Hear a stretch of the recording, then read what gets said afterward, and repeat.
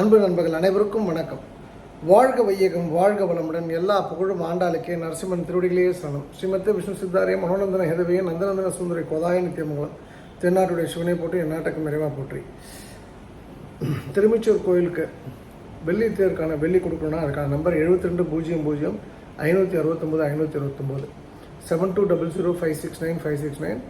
இதை நம்ம அங்கே கோயிலுக்கு நேரடியாக போய் கொடுக்க முடியாதவங்க இருக்காங்க அப்படின்ற பட்சத்தில் அவங்கள்ட்ட வாங்கி நம்ம ரசீது கோயிலில் அந்த வெள்ளியை ஒப்படைத்து அதுக்கப்புறம் அந்த வெள்ளிக்கான சரியான ரசீதை வாங்கி கொடுக்குறது தான் எங்களோட வேலை. திரு பாஸ்கர் அவர்கள் இதை பண்ணுறாங்க. ரொம்ப நேர்மையான மனிதர். திரும்ப இதெல்லாம் ஒரு லைஃப் டைம் ஒரு ஆப்பர்ச்சுனிட்டி. வெள்ளி தேருக்கு நம்மளும் வெள்ளி கொடுத்தோம் அப்படின்ற ஒரு பெருமை வேணும். நாளைக்கு நம்ம குழந்தைகளுக்கு அந்த புண்ணியம் போட்டோன்னா அதை யூஸ் பண்ணிங்க. ரெண்டாவது, வேர்ல்ட்ஸ் அல்டிமேட் டெம்பிள் அப்படின்னு சொல்லுவேன். ஏன்னா வைஷ்ணவதேவி போயிட்டு வந்தாச்சுல்ல, முக்திநாத்லாம் போயிட்டு வந்தாச்சுல்ல. அதே போல் தென்னகத்து வைஷ்ணவதேவின்னு சொல்ல மாட்டேன், வடநாட்டுடைய காளிமலைன்னு தான் நம்ம இனிமேல் சொல்லணும். ஜம்மு காஷ்மீர்லாம் இந்த காளிமலைக்கு ஈக்குவலைஸ் பண்ண மாட்டேன். அதுபோல் ஒரு அதிசிறப்பான காளிமலை, கன்னியாகுமரியில் உள்ள காளிமலை கோயிலுக்கு போகணுன்னா, அந்த கோயிலில் இருக்கக்கூடிய தாயாரை காளியை பார்க்கணுன்னா, தரிசிக்கணுன்னா ஒரு ஏகாந்த தரிசனம். அதே போல் அங்கே இருக்கக்கூடிய பாலசாஸ்தா, அங்கே இருக்கக்கூடிய சுயம்பு நாகர், அதுதான் சரியான வார்த்தை பதம், அகஸ்தியர், ஒரு அமானுஷ்ய அனுபவம் உங்களுக்கு வேணும்னா நீங்கள் காளிமலை போகணும். ஸோ அந்த வகையில் நாங்கள் எல்லோருமே வருகின்ற 13ஆம் தேதி பொங்கலுக்கு முதல் நாள் போகி அன்று அங்கே பொங்கல் வைத்து கொண்டாடலான்னு இருக்கோம். ஸோ நீங்களும் பொங்கல் வச்சு கொண்டாடுறீங்கன்னா அதுக்கேற்ற மாதிரி பிளான்டாக வந்துடுங்க. உணவு ஆஸ் யூஷுவல் இந்த முறை, போன முறை சாய் சிவா ஃபுல் ஸ்பான்சர் பண்ணார். இந்த முறை திரு கார்த்திகேயன் சுங்குவார் சத்திரம் ஸ்ரீபெரும்புத்தூர் பக்கத்தில் அவர் ஃபுல் ஸ்பான்சர் பண்ணுறாரு. நம்முடைய வெங்கடேஷோடைய சமையல் 13ஆம் தேதி காலிலேருந்து சாயந்தரம் வரைக்கும் அந்த உணவு உண்டு. அதுக்கான நம்பர், நீங்கள் சப்போஸ் வரீங்க அப்படின்னா கொஞ்சம் பிளான் பண்ணிக்கலாம். காலையில் ஏதாவது உணவு வேணுமா, தங்கறதுக்கு இடம் வேணுமா, குளிக்க மட்டுமா, ரெஃப்ரெஷ் பண்ணிக்கிறதுக்கா, அதே போல் ஜீப் வேணுமா போன்ற விஷயங்கள். அதுக்கான number 6379 66 79 82 6379 667982. Cancer food, cancer hospital சென்னையில் திருமதி கோமதி அவர்கள் நல்லா பண்ணிகிட்ருக்காங்க. நம்ம பேக் எண்ட்லேருந்து அவங்களுக்கு ஃபுல்லாக சப்போர்ட் பண்ணுறோம். நீங்களும் மனசார நல்ல உணவை பேஷண்ட்ஸ்க்கும் அவங்களுடைய அட்டண்டர்ஸ்க்கும் கொடுக்கணும்னு ஆசைப்பட்டீங்கன்னா அதுக்கான நம்பர் 9677017455 96 770 17 455. காளிமலையை பொறுத்த வரைக்கும் அஜய் அவர் தான் ஹெட்டு. அஜயும் மனோகர் தான் ஹெட் பண்ணுறாங்க, புதுக்கோட்டை மனோகர். அஜய் திருகோவிந்தோட தம்பி. இப்போ நான் சொல்லக்கூடிய மனோகராக இருக்கலாம், கோவிந்தோட தம்பி அஜயாக இருக்கலாம், அதே போல் பாஸ்கராக இருக்கலாம், அதே போல் பிச்சுமணி இருக்கலாம், மதுரை இப்போ ப்ரோக்ராம் ஹேண்டில் பண்ணக்கூடிய சண்முகவேலாக இருக்கலாம். எல்லாமே ஒரு எக்ஸம்ப்ளரி, ஒப்பாரும் மிக்காரும் இல்லாத மனிதர்கள், எக்ஸம்ப்ளரி பீப்புள், எக்ஸ்ட்ராடனரியான டீம். அது நேர்மையோட உச்சக்கட்டம். ஸோ உங்களுக்கு இதில் ஏதாவது சந்தேகம், மதுரை ப்ரோக்ராமில் நாளைக்கு வரணும், தங்கணும், திடீர்னு தங்கணும் அப்படிலாம் நினச்சிங்கன்னா அதுக்கான நம்பர் 9150623623 9150 623 623. விஜய கிருஷ்ணமகால் மதுரை சூரியநகர்லேருந்து கடைச்சி நேரத்துக்கு பக்கத்தில் நடுவில். ஸோ மேக்ஸிமம் தலைவாழை சாப்பாடு தான் இருக்கும். ஆனால் சேஃப்டிக்கு தட்டு எடுத்துருந்தோம். ஏன்னா இரவு நம்ம உணவு எடுத்துக்க போகிறோன்னா ரசத்தை அந்த தட்டோடு நக்கி குடிக்கணும்னா இந்த தட்டு வேணும்.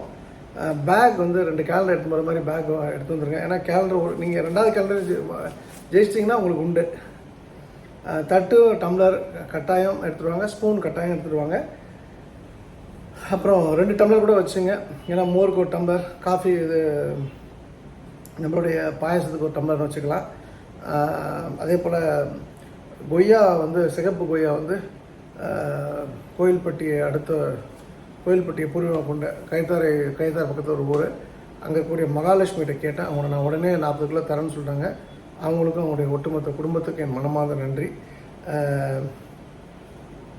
அதுக்கப்புறம் ப்ரோக்ராமை பொறுத்தவரைக்கும் ஏற்கனவே சொன்னது தான், இன்ட்ரெஸ்டிங்காக இருக்கும். நீங்களும் ப்ரிப்பேர் பண்ணிட்டு வாங்க. அங்கே மைண்ட் அங்கே தான் இருக்கணும். சொன்ன பதிலை சொல்லி எனக்கு 200 ரூபாய் எனக்கு பணம் கொடுத்துட்டு போகாதீங்க. நீங்கள் எல்லாருமே பணம் வெற்றி பெறணும். US டாலர் இப்போதைக்கு என்கிட்ட $100 இருக்குது. அந்த $100 யார் பெற போகிறாங்கன்னு பார்ப்போம். So fingers crossed. ஸோ உங்கள் எல்லாருமே 1ஆந்தேதி காலைல சந்திக்க நான் அவரோட இருக்கேன். முடிந்த வரைக்கும் நாளைக்கு இரவே வந்து மீனாட்சி அம்மன் தரிசனத்தை முடிச்சிருங்க. 1ஆந்தேதி போய் கூட்டத்தில் நின்று 4 மணி நேரம் 5 மணி நேரம் ப்ரோக்ராம் லேட்டாக வந்து நீங்கள் சங்கடப்படாதீங்க. இதுக்கு வந்து பங்க்சுவாலிட்டி இல்லை. ஆனால் என்னை பொறுத்த வரைக்கும் 10 மணிக்கு நான் ஸ்டார்ட் பண்ணணும்னு வச்சுருக்கேன். உங்களை பொறுத்த வரைக்கும் முடிவு உங்களோடது. காலை உணவு யாருக்கும் கிடையாது. மதிய உணவு உண்டு. மதியத்துக்கு முன்னாடி ஒரு மோர் பிரேக் உண்டு. இரவு வந்து சாயந்தரம் எல்லாம் அந்த கரெக்டெலாம் வாங்கிட்டு போகிறாங்கன்னா அவங்களுக்கு வந்து ஒரு உணவு ஏற்பாடாக இருக்குது. அதே போல் இப்போதைக்கு ஷாப்பை பொறுத்த வரைக்கும் என்னுடைய அன்பு சகோதரி கோதை, ஈரோடை சேர்ந்தவங்க, கோதை வேல்முருகன் ஒரு சாரீ ஷாப் போடணுன்னு இருக்காங்க.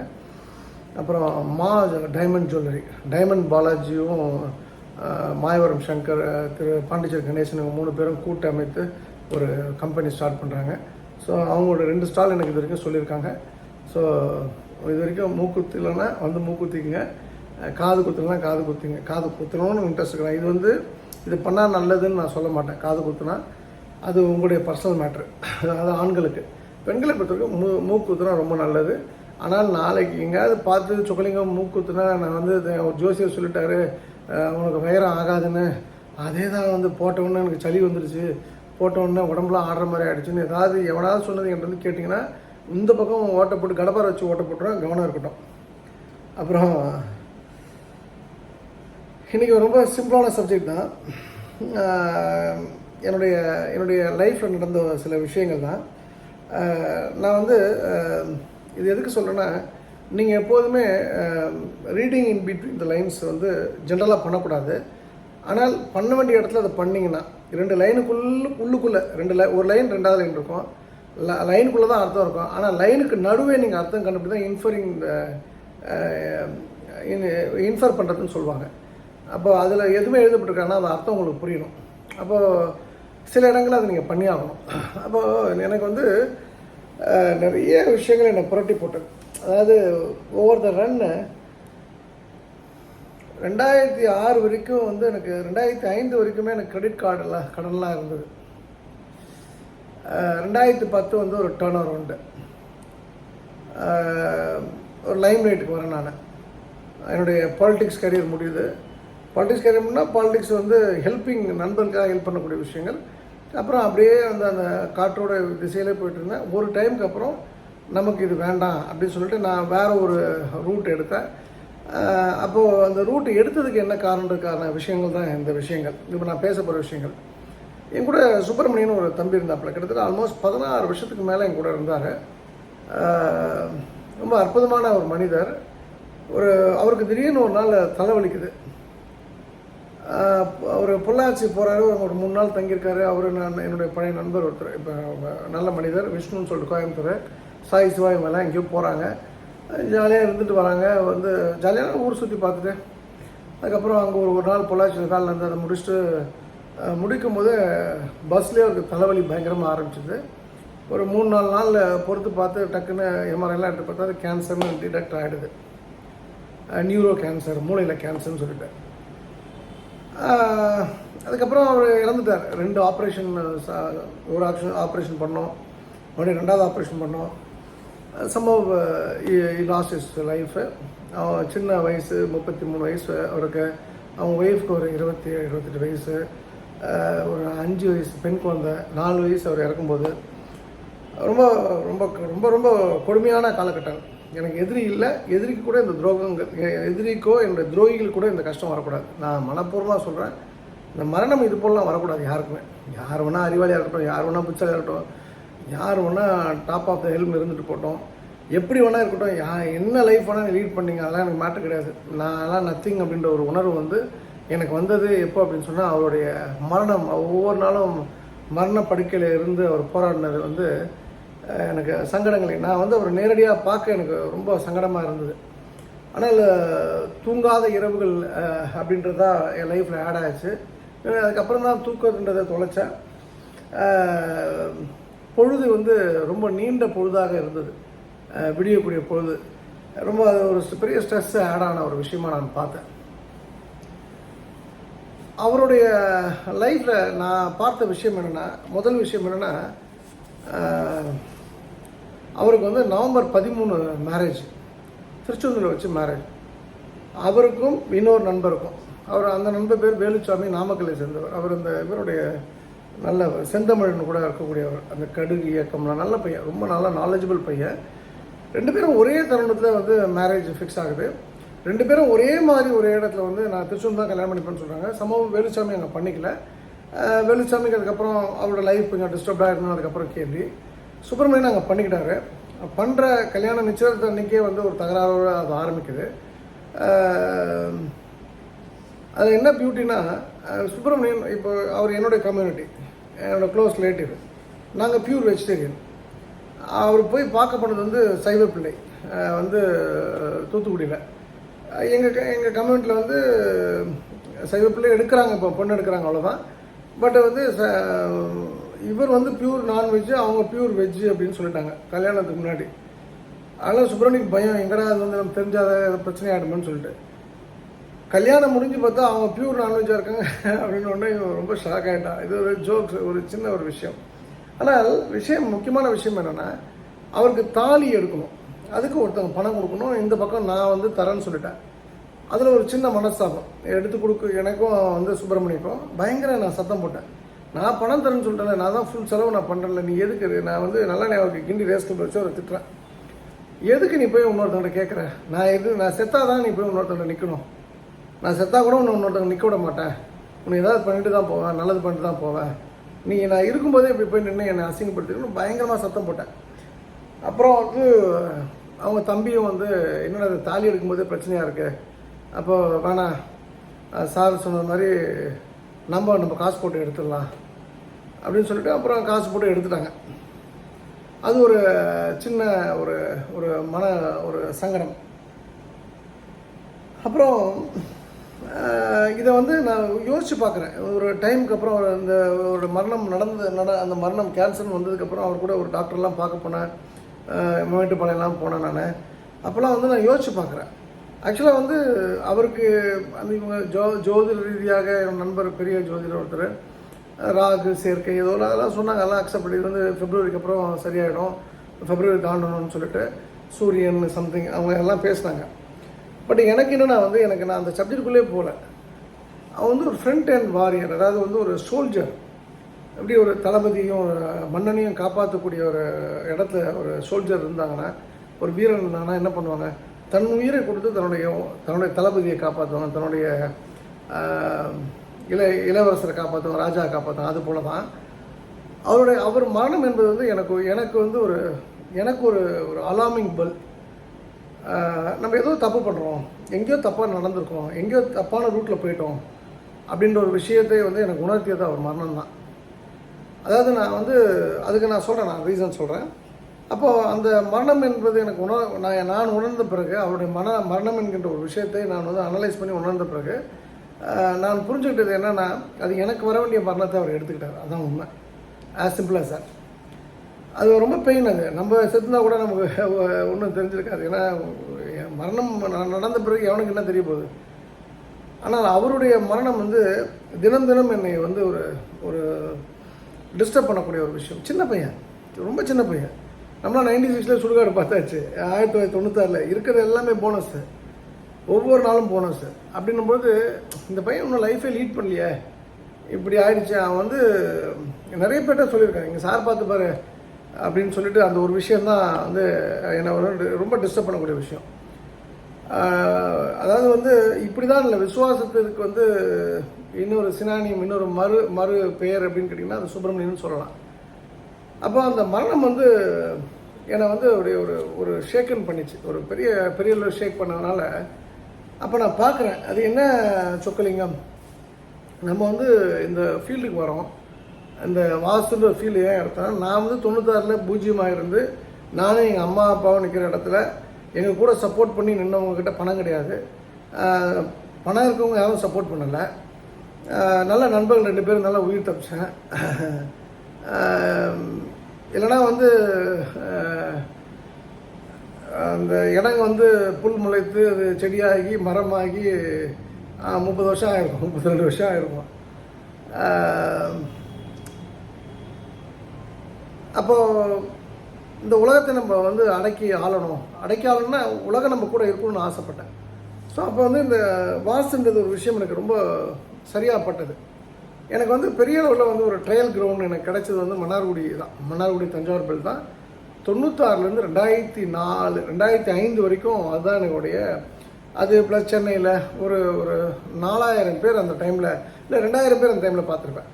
2005லேருந்து 2010 வரைக்கும் 2000 பேர் நான் வந்து ஒரு ஃப்ரெண்ட்லியாக பணம் வாங்காமல், கமர்ஷியல் சென்ஸ் இல்லாமல், என் சொந்த காசில் பெட்ரோல் போட்டு டீசல் போட்டு அவங்கெல்லாம் நான் வந்து ஒரு கன்சல்டேஷன் பண்ணியிருக்கேன்.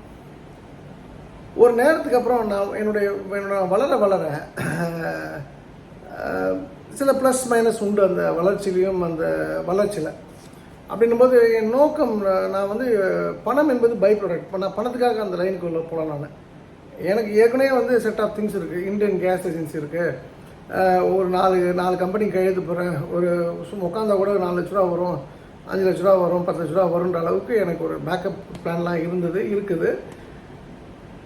அப்போது யோசித்து பார்க்கும்போது என்னுடைய வளர்ச்சி வந்து நிறைய நண்பர்களை துரோகத்தை செய்ய வைத்தது. அவங்க நான் தப்பு சொல்ல மாட்டேன், அவங்களுடைய சூழ்நிலை எப்படி என்னை போட்டியாளராக கருத வைத்தது. என்னை பார்த்து அவர்கள் பொறாமப்படுற அளவுக்கு என்னுடைய வாழ்க்கை மாறியது. இதுக்கெல்லாம் காரணம் நான் தான். அவங்க அப்படி பொறாமப்படுறாங்க. இப்போ நான் வாட்ச் கட்டிருந்தேன், 1 கோடி ரூபாய்க்கு வாட்ச் கட்டிருக்கேன்னா அவன் பொறாமப்படுறாங்கன்னா ஏன் 1 கோடி ரூபா வாட்ச் கட்டணும்? அப்போ இது போல் என்னன்னா தான், நான் யாரையும் தவறுன்னு சொல்லலை. துரோகங்களுக்கு காரணம் நான் தான். எதிரிகள் மாதிரி சில உருவானது காரணம் நான் தான். போட்டியாளர்கள் மாதிரி சில உருவானது நான் தான் காரணம். அப்படின்னும் போது நான் அப்போ அந்த மொமெண்ட் டிசைட் பண்ணேன். நம்ம வந்த நோக்கம் வந்து எல்லாத்தையும் நம்ம வெல்லணும், எல்லாத்தையும் நம்ம கூட வச்சுக்கணும் அப்படின்னு ஆசைப்பட்டோம். ஆனால் நம்ம விட்டு எல்லாரும் விலகிறாங்களே, நம்ம சம்மந்தமே இல்லாத ஒரு விஷயம் பணம் மட்டும் நம்மகிட்ட சேருது, இது சம்திங் ராங் அப்படின்னு நம்ம வந்து உணர்ந்த போது தான் எனக்கு ரிலேஷன்ஷிப் தானே வேணும், அதுக்கு தானே நான் வந்தேன், உறவு தானே வேணும் அப்படின்னு வந்தபோது அதை நான் கண்டுபிடிச்ச விஷயம் என்னென்னா, கொடுத்தால் கிடைக்கும்ன்ற ஒரு விஷயத்தை அதன் பிறகு தான் உணர்ந்தேன். நீ எவ்வளோ கொடுக்குறியோ அவ்வளோ கிடைக்கும், பல மடங்காக கிடைக்கும். நீ அன்பை வந்து 100 மடங்கு கொடுத்தனா அது 1000 மடங்காக திரும்பி வரும். நீ ஒருத்தனை போட்டு ஒரு 10 அடி அடிச்சோன்னா அது 20 மடங்கு அடிக்கும். உதாரணத்துக்கு நான் சொல்கிறேன், நான் சிம்பிளான விஷயம். நான் வந்து கை கழுவ போகிறேன். எங்கள் வீட்டு வாஷ்ரூமில் வந்து ஒரு கண்ணாடி போட்டிருக்கேன். ஒரு கொசு உட்காந்துருந்தது. அந்த பக்கத்தில் ஹேண்ட் ஷவர் இருந்தது. அதை வச்சு கொசு அடிக்க போகிறேன். கொசு பறந்து போச்சு. அது பறந்து போகும்போது இந்த ஹேண்ட் ஷவரே மேலே கொண்டு போகிறேன். அந்த தண்ணி எனக்கு பட்டு நேற்று இரவு நடந்த விஷயம். அது பாட்டு அங்கே இருக்க போகுது, அது பாட்டு அது எங்கேயாவது போக போகுது. அது வந்து கதவு மூடிட்டா உள்ளே வரப்போகுதுல்ல. உட்காந்துருக்க கொசுவை நான் அடிக்கணும்னு பார்த்தேன். அந்த தண்ணி என்னோடய கிளாஸில் போட்டுனா கிளாஸை நான் எப்போவும் துடைக்க மாட்டேன். நான் டைட்டன் ஐப்ளஸில் கொடுத்தா 3 நாளைக்கு ஒரு வாட்டி துடைப்பேன், ஏன்னா ஸ்க்ராட்ச் ஆகிடும்னு சொல்லிட்டு. அப்போ நான் நினச்சேன், முந்தானே தான் வந்து ஃப்ரெஷ்ஷாக துடைச்சி வந்தேன். சரி, இது ஒரு 3 நாளாவது அழுக்காகாமல் இருக்குன்னு நினச்சிருந்தேன். அப்போ நேற்று அது அழுக்காயிடுச்சு. அப்போ நீ வந்து சின்ன விஷயத்தை பண்ணால் கூட, சின்ன கெடுதலை பண்ணாலும், சின்ன நல்லதை பண்ணாலும், எது நீ பண்ணுறியோ அது வந்து × 10 × 100 × 1000 கிடைக்கும். நீ ஒரு கொசுவை இது மாதிரி துன்புறுத்தணும் போறியா, அது பாட்டு இருந்து கடிக்கிற கொசு அடிச்சா கூட பிரச்சனை இல்லை. உட்காந்துருக்க கொசுவை போய் அடிக்கிறேன்னு போகிறோம். அப்போது அந்த ஒரு சின்ன விஷயம், இப்போ கொசு கடித்தா நல்லதா, கொசு சாவடிக்கிறது தான் நல்லது, அதுக்கு தானே அது இந்த கான்செப்ட்லேயே போல். நேற்று நடந்த விஷயம் நான் சொல்கிறேன். அப்போ ஒரு சின்ன ஒரு பூச்சிக்கு ஒரு துரோகம் பண்ணால் கூட, ஒரு சங்கடத்தை கொடுத்தா கூட, ஒரு கஷ்டத்தை கொடுத்தா கூட அது × 10 மடங்காக நமக்கு அது கஷ்டமாக வரும் அப்படின்ற விஷயம் நல்லா புரிஞ்சுது. அப்போது நல்லது பண்ணணும் போது நான் வந்து என்னை அறியாமலே நிறைய கொடுக்க ஆரம்பித்தேன். அதெல்லாம் குறிப்பாக கல்வி, திருமணம் என்ற ஒரு விஷயத்தை கேள்வி. நான் மற்றவங்கள்ட்ட தங்கம் வாங்கி கொடுத்தா நான் பேசலை. மற்றவங்கள்ட்ட வாங்கி கொடுத்து கல்வி உதவித்தொகை பே பண்ண தான் நான் சொல்லுவேன். எங்கள் டீம்லேருந்து சங்கரன் கோயிலில் மகாலிங்கம் ஒரு பையனுக்கு பண்ணுவாங்க, அது மாதிரி ஒரு 10-15 பேர் பண்ணுவாங்க. அதெல்லாம் என்னுடைய இதில் கிடையாது. சொக்கலிங்கம் சொந்தமாக எந்தவித அட்வர்டைஸ்மெண்ட்டும் இல்லாமல் அடுத்தவங்கள்ட்ட பணம் வாங்கி பண்ணுறது, இதெல்லாம் யாருக்கு பண்ணுறது யாருக்குமே தெரியாது. சில இடங்களில் பணம் கொடுப்பேன். அங்கே ஒரு இடத்துல இன்றைக்கும் அன்னதானம் நடந்துட்டுருக்காது. எங்கள் டீமில் யாருக்கும் தெரியாது, என் மனைவி கூட இந்த விஷயம் தெரியாது. ஸோ இது போல் கொடுக்க ஆரம்பித்த பிறகு உலகம் வந்து எனக்கான உலகமாக ஆயிடுச்சு. இப்போ நான் வந்து கான்ஃபிடண்ட்டாக சொல்லுவேன். நான் ஒரு கால் நான் ஒரு கண்டுபிடிச்ச லைன் வந்து உலகம் நம்ம கூட வரணும்னு வாஸ்துவோடு போயிருந்தேன்னா ஒரு 10 பேர், 100 பேர், 1000 பேர் இருந்திருப்பான். இன்றைக்கி நான் மாறுதட்டி சொல்லலாம், என் கூட 1 லட்சம் பேர் வருவாங்க, 2 லட்சம் பேர் வருவாங்க, இதை 10 லட்சம் பேர் ஆவாங்க, 1 கோடி பேர் ஆவாங்கன்னு நான் சொல்லலாம். என் நோக்கம் அரசியல் கிடையாது, நல்லா புரிஞ்சுங்க. மாற்று சிந்தனை வரணும். அன்பு வந்து எல்லா இடத்துலையுமே வந்து நிறைவாக இருக்கணும். நான் நேற்று கூட ஒரு ஸ்டேட்டஸில் வச்சுருந்தேன், எவ்வளோ பெரிய பணக்காரனாக இருந்தால் கூட எவ்வளோ பணம் கொடுத்து கூட ஒரு மிக சிறந்த நாயை வாங்கிடலாம். ஆனால் அது அன்பை கொடுத்தா தான் வாலாட்டும். பணத்தை வச்சு நம்ம வாலாட்ட வைக்க முடியாது அப்படின்ற ஒரு விஷயம் தான். அது நாய்க்கும் பொருந்தும் மனுஷனுக்கும் பொருந்துன்றது தான் இந்த இடத்துல நம்ம கவனிக்கத்தக்கது. ஸோ அந்த வகையில் எனக்கு வந்து ஆயிரக்கணக்கான பேரை வந்து இன்றைக்கி லட்சக்கணக்கான பேரை கொடுத்தது வந்து அந்த கொடுக்குற ஹேபிட்டும் நன்றி உணர்வும் மன்னித்த குணம் தான். இப்போ கூட என்னை கேட்டாங்க ஒருத்தங்க வந்து, இப்போ சமீபத்தில் நடந்த ஒரு விஷயம், ஒரு பெண்மணி அவங்களுக்கு இன்னொரு பெண்மணிக்கும் ஒரு பிரச்சனை, 2 பேரும் க்ளோசஸ்ட் ஃப்ரெண்டு. அப்போ வந்து 2 பேரும் சந்திக்கிறாங்க தவிர்க்க முடியாத இடத்துல. அதாவது வந்து ஒரு உதாரணத்துக்கு ரம்யான்னு ஒரு பெண்மணி, நிர்மலான்னு ஒரு பெண்மணின்னு வச்சுப்போமே. ரம்யா வந்து ரொம்ப சாதாரண ஆள் ஒரு கட்டத்தில், நிர்மலா பெரிய ஆள். ஆனால் நிர்மலா வந்து இன்றைக்கி ரம்யா சொன்னால் தான் அங்கே அந்த இடத்துல ஒரு விஷயம் நடக்கும் அப்படின்னும்போது வந்து ரம்யா பண்ணி கொடுக்குறாங்க. அப்போ நிர்மலா கூட 2-3 பேர் வராங்க. அதில் ஒரு பொண்ணு எனக்கு வேண்டப்பட்ட பொண்ணு. அந்த பொண்ணு எனக்கு ஃபோன் பண்ணுறான், அங்கிள் நான் ஆக்சுவலாக அந்த ஒரு சின்ன ஒரு மனஸ்தாபம் எனக்கு வந்து அந்த நம்பரை பிளாக் பண்ணிட்டேன். அவள் வந்து வாட்ஸ்அப் நம்பரை. அப்போ நார்மலில் கால் வந்தேன்னா யாருன்னு தெரியல, நான் எடுத்தேன்.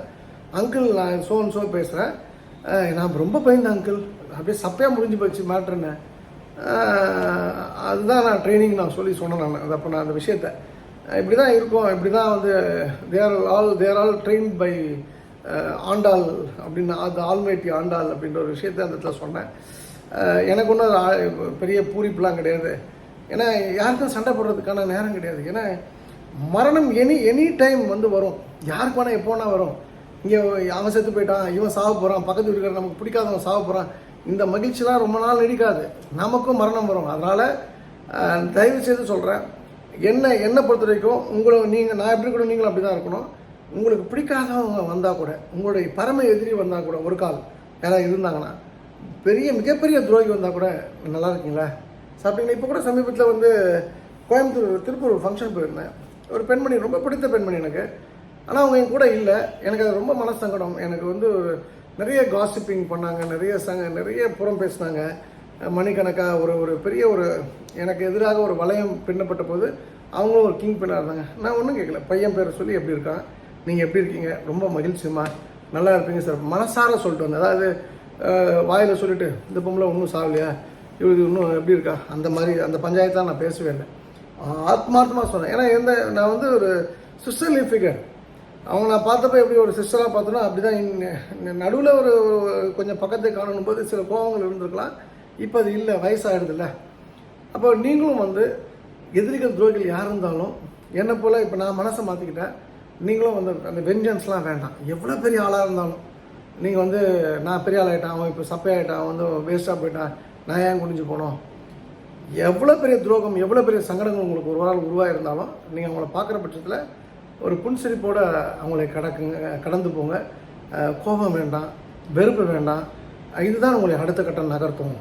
அப்போ நான் வந்து இன்றைக்கி வந்து ஒரு பெரிய அளவில் மக்களை அட்ராக்ட் பண்ணி வச்சுருக்கேன் அப்படின்னு சொன்னால், மக்களுக்கு எனக்கு பிடிக்குது, எனக்கு மக்களுக்கு பிடிக்குது அப்படின்னு சொன்னால் அதுக்கு காரணம் கொடுக்க ஆரம்பித்த விஷயமும் நன்றி உணர்ச்சியும் வன்மம் இல்லாத ஒரு வாழ்க்கை முறையும் தான். ஸோ இதுதான் வந்து நான் வந்து என்னுடைய அருமை தம்பி சுப்பிரமணியன் லைஃப்க்கு அப்புறம் நான் உணர்ந்த விஷயம். ஒரு கால் நான் வந்து என் டொமைன்லேயே நான் 2022 வராமல் இப்போ என்னை ஆல்மோஸ்ட் இந்த வருஷத்தில் 20 பேர் பார்த்துருப்பேன். தவிர்க்கவே முடியாத காரணங்கள், நீ வந்தே ஆகணும் அப்படின்றதுக்காக, வேறு அதுக்கு மேலே பார்க்கல. மேபி இன்னும் ஒரு 6 மந்த்ஸோ, ஏன்னா இது வந்து புலிவாலை பிடிச்ச கதை தான். நம்ம வந்து நான் பண்ண மாட்டேன், நான் விட்டுட்டேன்னா என்ன பெரிய, அன்றைக்கி மட்டும் உனக்கு பண்ணேன், இன்றைக்கி நீ பெரிய ஆள் ஆனதுக்கப்புறம் உனக்கு இப்போ நாங்களாம் முட்டாளான்னு ஒரு எண்ணம் வந்துடும். அந்த கசப்பு கூட யாருக்கும் கொடுத்துடக்கூடாதுக்காக பட்டும் படாமல் தொட்டும் தடாமல் போன வருஷம் 20 பேரா, இந்த வருஷம் யாராவது ரொம்ப ஸ்பெசிஃபிக்காக கொடுனா 10 பேராக ஆக்கிடலாம், அடுத்த வருஷம் ஒன்றும் இல்லாமல் ஆக்கலாம் அப்படின்றது தான் என்னுடைய இது. அப்போது நான் அந்த லைனை விடாமல் இருந்திருந்தேன்னா, அந்த வாசோடு நான் போயிருந்தேன்னா இன்றைக்கி நான் நல்லிஃபைடு, நான் வந்து ஒரு 0 டவுன் ஆகிருப்பேன். நல்ல வேளை ஆண்டாள் வந்து என்னை காப்பாற்றினா. ஆனால் துரதிருஷ்டவசமாக என்னுடைய ஷோல்ஜர், என்னுடைய படை தளபதி, என்னுடைய ரைட் ஹேண்ட், என்னுடைய பாதி மெமரி இறந்து நான் பலி கொடுத்தேன் அந்த போரில். ஸோ இது வந்து காஸ்ட்லியான இழப்பு தான். இது அவங்களோட மனைவிக்கு நான் என்ன பதில் சொல்வேன், அவங்க குழந்தைக்கு என்ன பதில் சொல்லுவேன் தெரியாது. இப்போ ஒரு கவர்மெண்ட் வேலை, டெம்பரரி வேலை வாங்கி கொடுத்துருக்கலாம், மார்ச்சுக்கு அப்புறம் ஒரு கவர்மெண்ட் வேலை வாங்கி தரலாம், பர்மனெண்ட் வேலை. அதெல்லாம் ஒரு புருஷனுக்கு ஈடாகாது. ஒரு மனைவி பக்கத்தில் இந்த பணத்தை நோட்டை வச்சுட்டு படுக்க வைக்க முடியாது. அவளுக்கு இன்னொரு கல்யாணம் பண்ணலாம், அது வந்து அந்த பழைய கணவனுக்கு ஈக்குவலாக ஆகாது. அவனுக்கு அவ்வளோ பிடிக்கும் பொண்டாட்டி, அவ்வளோ பிடிக்கும் பொண்ணை. ஸோ இதெல்லாம் சங்கடங்கள். ஸோ உங்கள் லைஃப்லையும் இந்த விஷயங்களை நீங்கள் கவனத்தில் எடுத்துங்க. அண்டு இந்த மாதிரி நான் வந்து கொடுக்க ஆரம்பித்த பிறகு என் லைஃப்பில் வந்து ஒரு பெரிய விஷயம் நடந்தது. நான் சொல்கிற ஆட்கள், எனக்கு ரொம்ப பிடித்த ஆட்கள்லாம் யார்கிட்ட வந்து கெப்பாசிட்டி இருக்கோ, எபிலிட்டி இருக்கோ, அவங்களாம் மேலே வந்து பிரகாசிக்க ஆரம்பித்தாங்க. அந்த வகையில் சில பல கோவில்களில் எனக்கு வேண்டப்பட்டவங்க ஒரு 6க்கும் மேற்பட்ட கோவில்களில் தமிழ்நாட்டில் அறங்காவலர் உறுப்பினர்களாக நியமிக்கப்பட்டார்கள். அதில் ஒன்று வந்து மீனாட்சி அம்மன் கோயில், மதுரை மீனாட்சி அம்மன் கோயில். என் அன்பு சகோதரி, நான் வந்து அது மதுரை ப்ரோக்ராம்லேயே வந்து அவங்களுக்கு இவங்க தான் மீனாட்சி அம்மன் கோயில் ட்ரஸ்டி. மாலையை, ஆண்டாள் கோயில் மாலையை அவங்க தான் போட்டுக்கிட்டாங்க. அவங்க கூட ஒரு டிஎஸ்பி ஒய்ஃப் இருந்தாங்க, வேணுகோபால் சார், இப்போ தெங்காசி தான் இருக்காருன்னு நினைக்கிறேன். அவங்க ஒய்ஃப் நரசிம்மர் மாலை போட்டாங்கன்னு நினைக்கிறேன். 2 மாலை கிளி அவங்க வந்து வந்தது. அவங்ககிட்ட நான் வந்து ஹஸ்பண்டை சொல்லியிருந்தேன், என்னோட சின்னவர் தான், இப்போ ஒரு பொலிட்டிக்கலாக எப்படி பேசுவாங்க, அண்ணன் தான் எல்லாம் பேசுவாங்க. அண்ணன் இது மாதிரி வராங்க, 100 பேர் வராங்க, 150 பேர். அன்ஃபார்ச்சுனேட்லி நேற்று 100 பேர் தான் வந்தாங்க. சாமி கும்பிடணும், ஏற்பாடு பண்ணோம். ஒரு நாளைக்கு 50,000 பேர் நிற்கிற இடத்துல 100 பேர்ன்றது சாதாரண விஷயம் இல்லை. ஆனால் அவர் முகம் சொல்லிக்காமல் சரி ஓகே நான் பண்ணிடலாம் அப்படின்னு சொல்லிட்டாரு. அந்த 100 பேர் யாருன்றது தான் கேள்வி. அவங்களுக்கு பிறவிலே கண் பார்வை கிடையாது. அதில் சில கிறிஸ்துவ நண்பர்களும் உண்டு. அவர்கள் வந்து மீனாட்சி அம்மன் கோயில் மண்ணில் நிற்கணும்னு ஆசை அவங்களுக்கு. ஆர்எஸ்எஸில் சக்ஷம்னு ஒரு பிரிவு, அதோட அகில இந்திய தலைவர் ஒருத்தரை கூப்பிட்டு இவங்க வருவாங்க, இவங்களுக்கு உதவி பண்ணணும் அப்படின்னு சொன்னோன்னே பண்ணி கொடுக்குறேன் அப்படின்னு சொன்னால், அப்புறம் ஒரு விவேகானந்தா காலேஜ்லேருந்து ஒரு மேடம் ஒருத்தவங்க கூப்பிட்டாங்க, பிரதர் நான் தான் அப்படின்னோடனே நான் பண்ணி தரேன். நேற்று வந்து ஒரு 12 போலீஸ் பாதுகாப்போட அந்த அந்த பிறவிலே கண் பார்வையற்ற அவங்க வந்து அந்த மீனாட்சி அம்மன் கோயிலை கும்பிட்டுட்டு வெளில வந்தப்பறம் அவங்க எல்லாருமே தேங்க் பண்ணுறதுக்காக பேசுகிறாங்க. எனக்கு லைஃப்பில் இதை விட மகிழ்ச்சி கிடையாது. அவங்க இப்போ நான் கேட்கலாம், குருட்டு பயிலுக்கு போய் என்ன சாமி கும்பிட்டு என்ன பண்ண போகிறாங்க? இது வந்து கண் சம்மந்தப்பட்டது அல்ல, பார்வை சம்மந்தப்பட்டது அல்ல, உணர்வு சம்மந்தப்பட்டது. அவனுக்கு நம்பிக்கை இருக்குது. அவன் கிறிஸ்துவராக இருந்தால் கூட மீனாட்சி கோயிலுக்கு போகணுன்ற ஒரு ஆத்மார்த்த ஒன்று. கிறிஸ்துவர்னா அவன் பெத்லகேமில் வந்துருக்கான், அவன்னா ஒரு 4 ஜென்ரேஷன் 5 ஜென்ரேஷன் இந்துவாக இருந்து கிறிஸ்டினாக இருப்பான். That's okay. அதுக்காக இயேசு சிறந்தவன்பதுக்காக மீனாட்சி மட்டும் யாரும் இங்கே சொல்லக்கூடாது, சொல்ல மாட்டாங்க. உண்மையானவங்க நேர்மையானவங்க சொல்ல மாட்டாங்க. அவன் ஆசைப்பட்டு போகிறான். அவன் அந்த ஃபீலோட வெளில வந்து அவங்க தேங்க் பண்ணும்போது உண்மையிலே வந்து அது ஒரு பெரிய சுகானுபவம். இதெல்லாம் எப்படி சாத்தியமாகின்றது அப்படின்னா கொடுக்க ஆரம்பித்த பிறகு தான். அதாவது வந்து ஹர்ட் பண்ணக்கூடாது யாருமே. நான் இன்ஃபேக்ட் வந்து இப்போ கத்தி பேசுறதே கிடையாது. அதாவது யாராவது கோபமாக பேசக்கூட அதெல்லாம் அந்த க்ஷணத்துக்கு தான். இப்போ எங்கள் அது ஒரு ஒரு ஒரு ப்ரெஷர் கொடுக்கறதுக்காக தான் ஒழிய, முந்திலாம் அடிவயத்துலேருந்து கோபம் வரும், இப்போலாம் வந்து அந்த வாயிலேருந்து தான் அந்த கோபங்கள், அந்த வார்த்தைகள் எல்லாமே. ஸோ இந்த பாயிண்ட் என்னென்னா, நீங்களும் வந்து ஆத்மார்த்தமாக உங்களை நீங்கள் மாற்றிக்கொண்டு ஆத்மார்த்தமாக இந்த பிரபஞ்சத்தோட இந்த பூமியோடு நீங்கள் ஏந்து பழக ஆரம்பிங்கள். அப்படின்னாலே வந்து பூமியோடு நீங்கள் பழக ஆரம்பித்தாலே உங்களை கொடுக்க வச்சிடும். இந்த பிறப்பு கொடுப்பதற்கு தான், பெறுவதற்கு அல்ல என்கின்ற உண்மையை நீங்கள் வந்து புரிஞ்சுப்பீங்க. ஸோ ஒன்ஸ் கொடுக்க ஆரம்பித்தாலே அவங்களுக்கு ஒரு மகிழ்ச்சி வந்துடும். மகிழ்ச்சி வந்தாலே ஆணவம் போயிடும், தலக்கணம் போயிடும், திமிர் போயிடும், கர்வம் போயிடும், பொறாமை போயிடும், அடுத்த மேலே உள்ள வன்மமும் போயிடும். ஸோ கொடுக்க பழங்கள். அதே போல் ஒரு நண்பர் ஒருத்தர் கேட்டார், டிவி யூடியூப்லாம் வந்து பேசுறீங்களா, நிறைய பணம் சம்பாதிச்சிருப்பீங்களா அப்படின்னு. நான் சொன்னேன், யூடியூப்பில் வந்து நான் பண்ணுறது என் சொந்த சேனலில், நான் பிற சேனலில் போய் நான் பண்ணலை. ஒன்று புரிஞ்சுங்க, டிவிலையோ யூடியூப்லையோ பிற சேனல்களில் இப்போ சொக்கலிக்கம் ஆண்டாள் பேச்சு கொடுங்க சேனல் இல்லாமல் நான் வேறு சேனலில் போய் பேசுனா நான் பணம் கொடுக்கணும். இப்போ ரஜினியோ கமலஹாசனோ பணம் கொடுக்க வேணாம். ஏன்னா அவங்க வந்து பேட்டி கொடுத்தா அவங்களுக்கு வந்து சப்ஸ்கிரைபர் இன்க்ரீஸ் ஆகும், வியூஸ் இன்க்ரீஸ் ஆகும். சாதாரண ஜோதிடர்கள் நான் சொல்கிறேன், இப்போ நீங்கள் வந்து சன் டிவியில் இருக்கட்டும், ஜி டிவியில் இருக்கட்டும், விஜய் டிவியில் இருக்கட்டும், எல்லா டிவிலையும் பேசக்கூடிய ஜோதிடர்கள் வந்து டெக்னிக்கலாக பணம் கொடுப்பாங்க. ஒன்று நேரடியாக கொடுப்பாங்க, இல்லை இன்டெரக்ட்லி கொடுப்பாங்க. கொடுத்தா தான் அங்கே ஸ்லாட் கிடைக்கும்.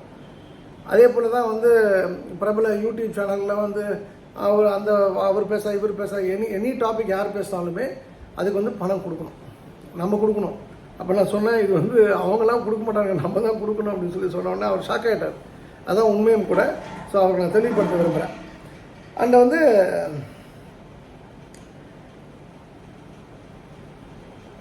ஒரு சரி, இது இன்னொரு விஷயம் வந்து, இது ஒரு பெரிய டாபிக். இது நான் நாளைக்கு பேச ஆல்ரெடி 30 மினிட்ஸ் ஆகிடுச்சு.